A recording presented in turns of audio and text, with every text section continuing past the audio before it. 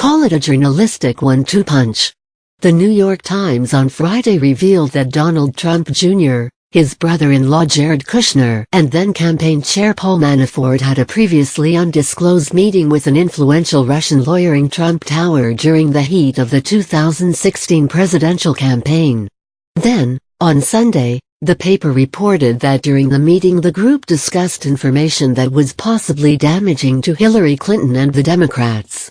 Trump Jr. had previously said only that the meetings were primarily about a suspended Russian adoption program. Those stories, and subsequent reporting by The Washington Post, raise a bevy of questions. Here are a few of the big ones. What is a gun? What is smoke? Is anything real anymore? The media could discover a metaphorical .357 Magnum on the floor, still warm to the touch, and it would probably be dismissed by many as just another bit of fake news. These latest revelations aren't going to cause such existential angst, but they are still enlightening, and could be bad news for Trump Jr. For the first time there's confirmation of a meeting between Mr. Trump's inner circle and someone with ties to the Russian government where campaign issues were discussed. As The Washington Post puts it, the meeting suggests that some Trump aides were in the market to collect negative information that could be used against Clinton, at the same time that U.S. government officials have concluded Russians were collecting such data. That may not be evidence of collusion, but it gets close to evidence of a willingness to collude. News that there was a hack of the Democratic National Committee servers first surfaced a week later. Roughly a month after that, information from the hack began being released by WikiLeaks, causing a political headache for the Democrats just before their national convention.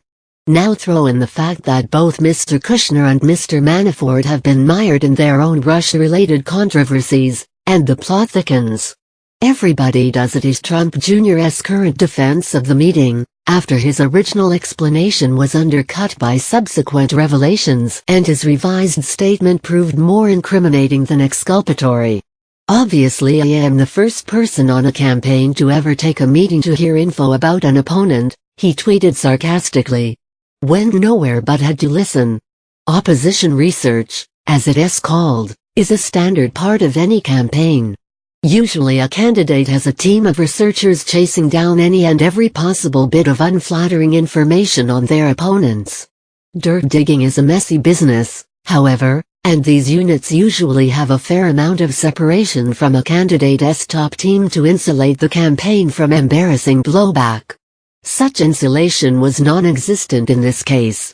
A Russian national, apparently at the behest of British publicist working for a Russian music star who is the son of a billionaire real estate developer, was able to arrange a sit-down meeting with three top figures in the Trump campaign.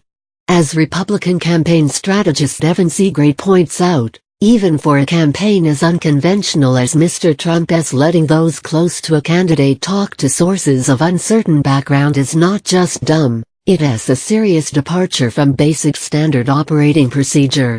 Another Republican operative, Stuart Stevens, drew comparisons to an episode during the 2000 presidential race between Al Gore and George W. Bush. When Gore campaign was sent Bush debate brief book, they called FBI, he tweeted. If foreign interests offer you info on former Secretary of State, you call the FBI. The Trump team didn't do that. Instead, they took the meeting. In June, Trump Jr. took to Twitter to celebrate former FBI head James Comey's testimony that there was no evidence campaign aides had repeated contacts with Russians. Now, it turns out, he helped set up one such meeting. Mr. Kushner wrote in his security clearance application that he never met with Russian nationals, and had to subsequently revise his answers when it was revealed he had multiple meetings. Close campaign aide turned White House National Security Advisor Michael Flynn said he never spoke with Russian Ambassador Sergei Kislyak about sanctions. He resigned in disgrace after government surveillance proved that assertion inaccurate. Mr. Manafort had to acknowledge he received millions in payments from a pro-Russian Ukrainian party and retroactively register as a foreign agent, after insisting last year that he had no such ties.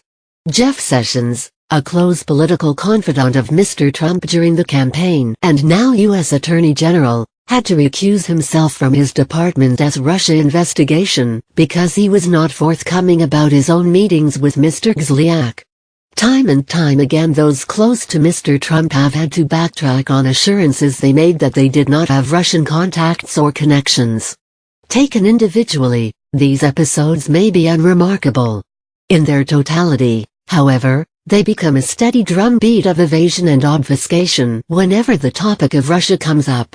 Several congressional committees and independent counsel Robert Mueller are looking into possible collusion between the Trump campaign and Russia.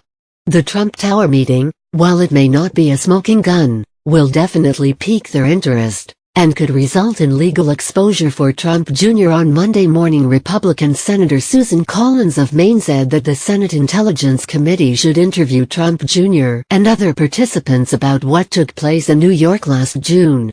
Adam Schiff of California, ranking Democratic member of the House Intelligence Committee, has made a similar call.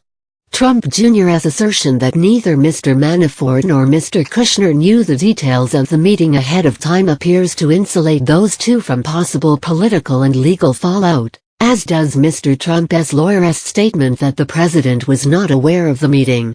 Trump Jr. may not be so fortunate. His statements put him potentially in legal crosshairs for violating federal criminal statutes prohibiting solicitation or acceptance of anything of value from a foreign national, as well as a conspiracy to defraud the United States, writes Darren Samuelson in Politico. For the past few weeks some Trump supporters have been insisting that even if members of the campaign did coordinate with Russian operatives, it wouldn't have been illegal or even improper.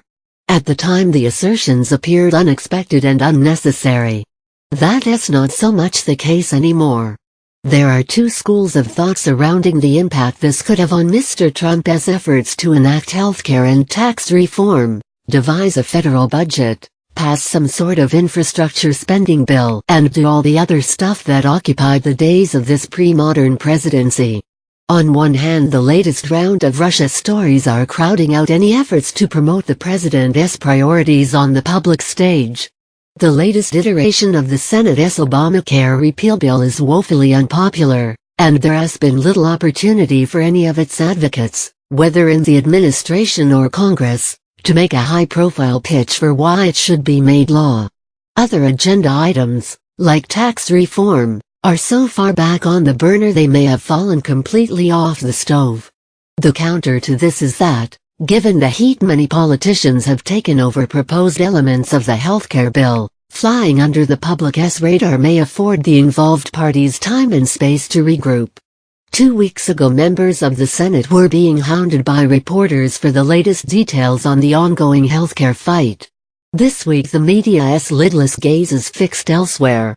Senate Majority Leader Mitch McConnell has already sent 2 draft bills to the Congressional Budget Office for analysis. If he gets a result that's positive for his party, he may try to race to a vote before opposition mounts.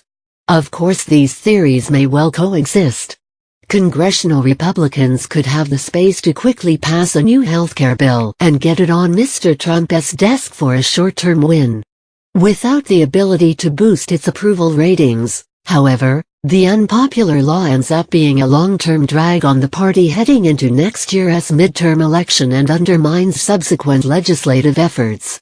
With a little help from his eldest son, Mr. Trump could end up losing by winning, or vice versa. Follow Anthony Zurcher on Twitter.